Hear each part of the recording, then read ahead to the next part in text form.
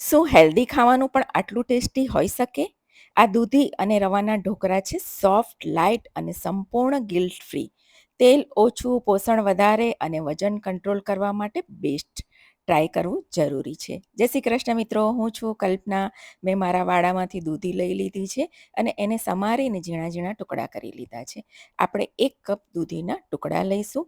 એક mixer bowl લઈ લઈશું, એમાં દૂધી નાખીશું અને 1 કપ રવો નાખીશું, અડધો કપ ખાટું દહીં નાખીશું, 2 લીલા મરચાં અને કાદુનો ટુકડો નાખીશું અને સરસ બધું આપણે પેસ્ટ બનાવી લેવાની છે. જેમ ઢોકળાની આપણે પેસ્ટ બનાવીએ છીએ એ રીતની બનાવવાની છે. એને એક બાઉલમાં કાઢી લઈશું. મિક્સરના બાઉલમાં થોડું પાણી નાખીશું અને એને મિક્સ કરી લઈશું અને સરસ મિક્સ કરીને ઢાંકીને આપણે 10 મિનિટ માટે રેસ્ટ આપવા રાખીશું. 10 મિનિટ પછી આપણે એને બરાબર ફરીથી એકવાર મિક્સ કરી લેવાનું છે. સ્વાદ મુજબ મીઠું નાખીશું. ખૂબ જ ઓછા મસાલામાં આજે આપણા ઢોકળા બનશે. હવે જે થાળીમાં આપણે ઢોકળાને સ્ટીમ કરવાના છે એને તેલથી ગ્રીસ કરીને સાઈડમાં રાખી દઈશું. ત્યારબાદ ઢોકળામાં આપણે 2 મોટી ચમચી તેલ નાખીશું અને એને પણ મિક્સ કરી લઈશું.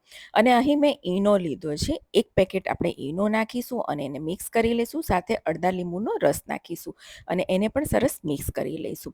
ગ્રીસ કરેલી થાળીમાં બધું જ મિશ્રણ આપણે લઈ લેવાનું છે. ત્યારબાદ ઉપર તમે મરીનો પાવડર અથવા લાલ મરચું, મેં અહીં લાલ મરચું ભભરાવ્યું છે એ ભભરાવી દેવાનું છે અને સ્ટીમ કરવા માટે રાખી દેવાનું છે. મેં પાણીને ઉકાળી લીધું છે અને 12 થી 15 મિનિટ માટે આપણે એને સ્ટીમ કરી લેવાનું છે. 15 મિનિટ પછી આપણે જોઈ લઈએ આપણા ઢોકળા, ચપ્પુ નાખીને ચેક કરી લેવાના, સરસ સ્ટીમ થઈ ગયા છે. એને સિજાવા દઈશું અને થોડા ઠંડા થાય પછી હવે આપણે એને કટ કરીશું.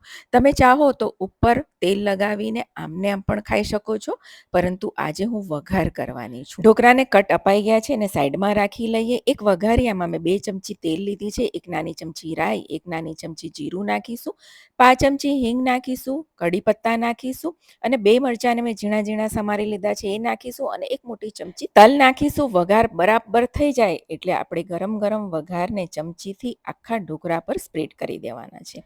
હવે ઢોકળા હોય ને ધાણા ના હોય એવું તો બને જ નહીં. ઉપર ધાણા ભભરાવીશું તો તૈયાર છે એકદમ હેલ્ધી, ટેસ્ટી દૂધીના ઢોકળા. જો બાળકો દૂધી ના ખાતા હોય ને તો તમે આ રીતે બનાવીને ઢોકળાને આપી શકો છો. જો એકદમ સોફ્ટ અને રૂ જેવા પોચા, મોઢામાં નાખતા જ ઓગળી જાય.